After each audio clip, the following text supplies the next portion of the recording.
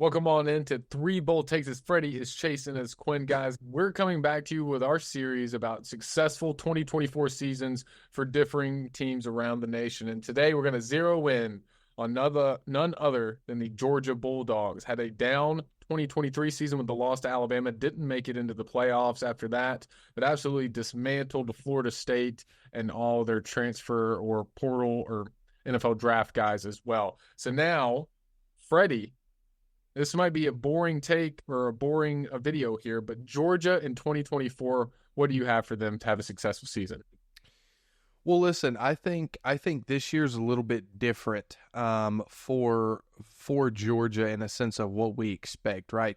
In the past, we've expected if they don't make the SEC championship game, it's a down year. It's a failure of a season.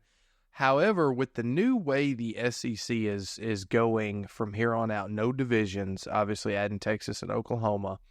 Looking at their schedule, it's not particularly easy like it was last year. If you remember last year, they had a pretty I'm not going to say cupcake schedule, but they were in the SEC East, obviously, and main competitors in the SEC East that were good last year. You're looking at the Kentuckys, the Missouris, and then Tennessee slightly. They had a down year last year compared to the year before. But you look at this year, I mean, they open up with Clemson. That's not, a cupcake game by any stretch of the imagination. Last time they played, the final score was, what was it, 10-3? The only touchdown was a pick six in that game.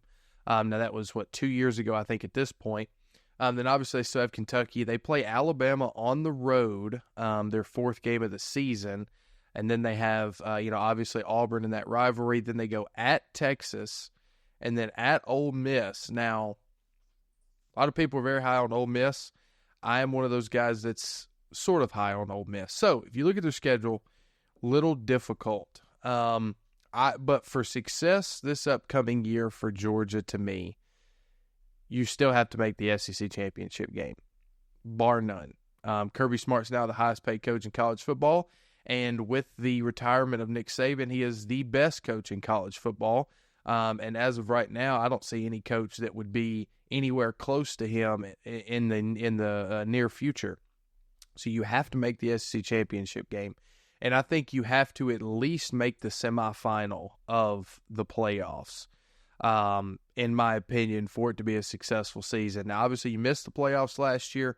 12-team playoff coming in this year. You're expected to make it, expected to be a high seed, probably a automatic bid, one of the top four, but at least a semifinal appearance and an SEC championship game appearance. And I would say win. I think they're one of the heavy favorites to win the national championship, much less the SEC. So that would be a successful year, and it'd be very impressive to me if Georgia could do those things. Quinn? Yeah, for me, winning championships is kind of a cherry on top thing. Like when I look at Georgia's schedule, I expect Georgia to be the best team in the SEC next year, 100%. But out of the top four, which I think are Ole Miss, Alabama, Texas, and Georgia themselves, they by far have the hardest conference schedule out of the four. So if they somehow slip up in some kind of tiebreaker and miss out on a shot at the SEC title, I don't necessarily think that's the end-all, be-all for, you didn't have a successful year. For me, a successful year for Georgia comes down to one thing. You need to be good enough across what I think are four legitimately super tough games with Clemson, Alabama, Ole Miss, and Texas. And you got to be good enough across those four to get a playoff spot. Now, once you get that spot, you need to take your super talented roster and your battle-tested team, and you need to be a Final Four team in the playoffs. I think that's really where success for Georgia comes in, is looking down the barrel of this really, really tough schedule that's by far going to be the toughest schedule they've drawn during this run under Kirby, and still making yourself a playoff eligible team and still pushing deep, deep, deep into the playoff. I'm not going to say you got to make the title game or you got to win the national title. I think that is going to start changing in college football as far as what's considered a successful year. Obviously, your dream is the national title. But a successful year for a program like Georgia is making the Final Four and being right there every season. So you got to keep that up. You've got to be right there this season and make the Final Four for Georgia to have a successful 2024.